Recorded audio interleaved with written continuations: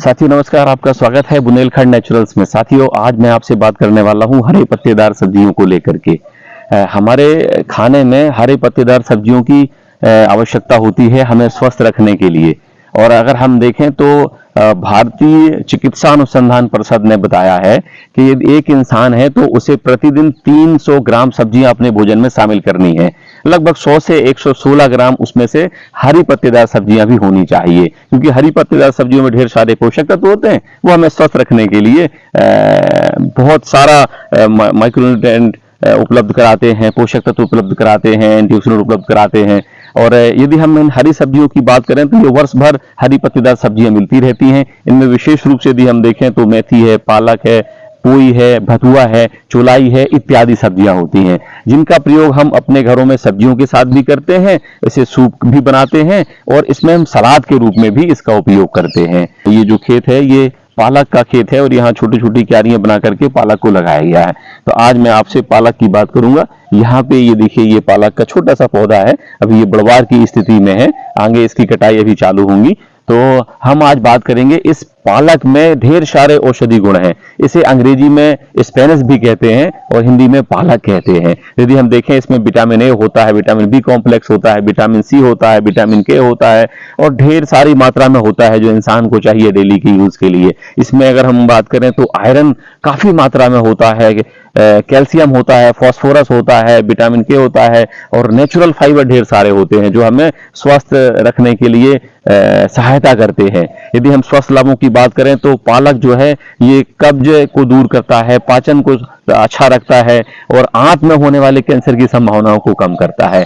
खून बढ़ाने में, एनीमिया में विशेष रूप से पालक का बहुत बड़ा रोल है। अगर आप पालक का जूस लेते हैं तो एनीमिया में आयरन की कमी दूर होती है और आपका रक्त कणिकाएं बढ़ जाती हैं। इसी तरीके से ये गुड कोलेस्ट्रॉल और बैड कोलेस्ट्रॉल के लेवल को नियंत्रित करता है, हमारे हार्ट को स्ट्रॉन्ग करता है और ये मधुमेह जो डायबिटीज होती है उसको भी ये नियंत्रित करता है। ये बाल, नाखून और त्वचा को भी ग्लो और शाइनी बनाता है। इसमें ढेर सारे एंटीऑक्सीडेंट्स होते हैं जो एंटीऑक्सीडेंट्स इंसान को के अंदर पाई जाने वाली कैंसर सेल की ग्रोथ को कम करता है। तो इतने सारे स्वास्थ्य लाभ पाने वाला देने वाला ये इम्यूनिटी बूस्टर जिसे हम पालक या स्पेनिश कहते हैं। तो आज मैं आपके साथ इसकी खेती की चर्चा करने वाला हूं। हमारे किसान साथी भी पालक की खेती करके लाभ कमा सकते हैं और क्योंकि ये बहुत ही कम दिवस में आने वाली फसल है, लगभग बुवाई से 25 से 30 दिन के पश्चात इसकी कटाइयां आने लगती हैं। इसे बेच करके किसान अधिक लाभ कमा सकता है। इसकी खेती के लिए यदि हम बात करें इसकी जलवायु की तो पालक शीतकालीन जलवायु की फसल है। ठंडी के दिनों में ये फसल बहुत अच्छा इसका वानस्पतिक वृद्धि होती है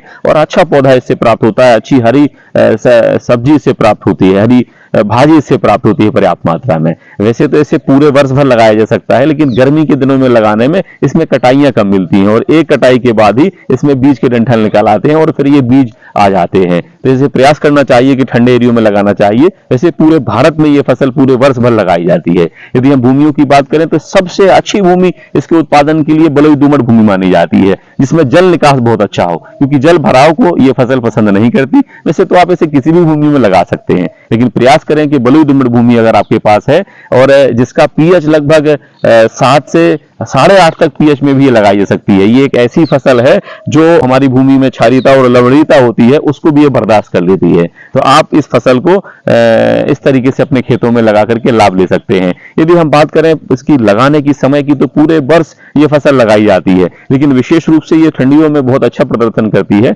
इसलिए इसको सितंबर से लेकर के अक्टूबर नवंबर तक खेतों में लगाया जाता है।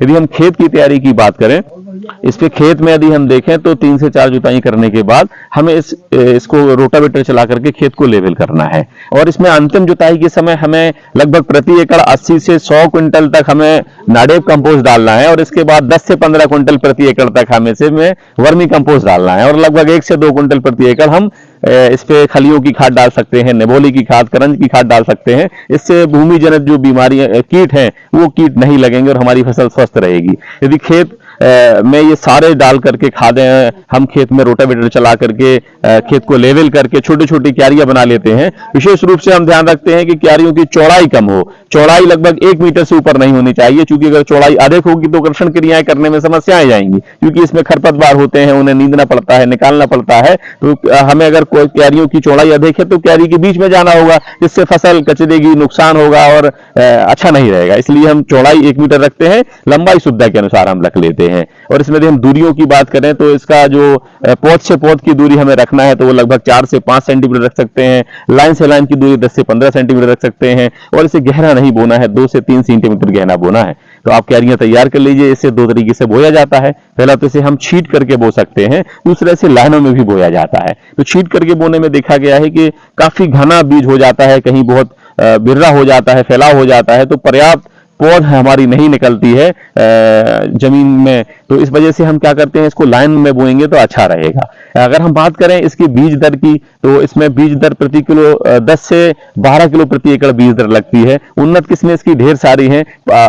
इसमें आल ग्रीन करके एक किस्म आती है, पूसा हरित आती है, पूसा की ज्योति आती है, और इसमें पंथ कंपोजिट है। ढेर सारी प्राइवेट कंपनियां हैं, इनकी भी बहुत सारी उन्नत किस्में हैं जिसे आप अपने खेत में लेकर के बो सकते हैं। बुवाई के तुरंत बाद इसमें एक सिंचाई कर देनी है हल्की, और फिर इसमें 10 से 15 दिन तक के बीच में समय समय पे भूमि की मांग के अनुसार सिंचाइयां करते रहने हैं। इसमें खरपतवार भी आते हैं, तो प्रारंभ में ही इसे 10 से 15 दिन के बीच में जो खरपतवार आते हैं वो आप इसे निराई करके अलग कर सकते हैं। और इसके बाद इसमें एक आध अगर निराई की आवश्यकता पड़ती है तो आप वो भी देख करके निराई करके इस फसल को खरपतवारों से मुक्त रख सकते हैं, जिसमें आपको बहुत अच्छा उत्पादन मिलेगा।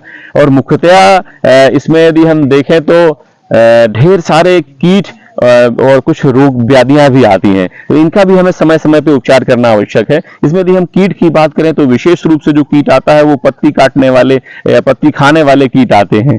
और इसमें ये इल्लियां होती हैं, सुंडियां होती हैं, जो पत्तियों को कोमल पत्तियों को खा करके उसमें छेद बना देती हैं, जिसमें पत्ती का स्वरूप बिगड़ जाता है, बाजार में इसका मूल अच्छा नहीं मिलता। इसमें कुछ रस चूसक कीटों का भी प्रकोप होता है, फिडजेसिड्स का, जो ये कोमल पत्तियों से रस चूसते रहते हैं और फसल में तमाम तरह की बीमारियां पैदा कर देते हैं। तो हमें ध्यान ये देना चाहिए कि इनका हम शुरू से ही उपचार करके चलें। जैसे मैंने आपसे बताया कि जमीन में हम नीम की, निबोली की जो है खल डाल लें, तो इससे काफी सारे कीटों के जो ऊपर से निकलने वाले व्हाइट ग्रब होते हैं या अन्य कीट होते हैं वो नष्ट हो जाते हैं। इसमें कुछ बीमारियां भी आती हैं, विशेष रूप से लीफ स्पॉट आता है, विल्ट आता है, इसमें पाउडर मिल्ड्यू आती है या चूर्णी फफूंद आती है। तो इनका भी, बीमारियों का भी हम यदि शुरू से ही हम यूज करते हैं, छाछ में कॉपर डाल करके रख देते हैं और लगभग 20 दिन के से 21 दिन के बाद ये बहुत अच्छा फफूंदनाशी और कीट रक्षक बन जाता है। तो इसका आप यूज 10 से 15 दिन में करते रहें। निबोली स्टेक्ट का, नीम स्टेक्ट का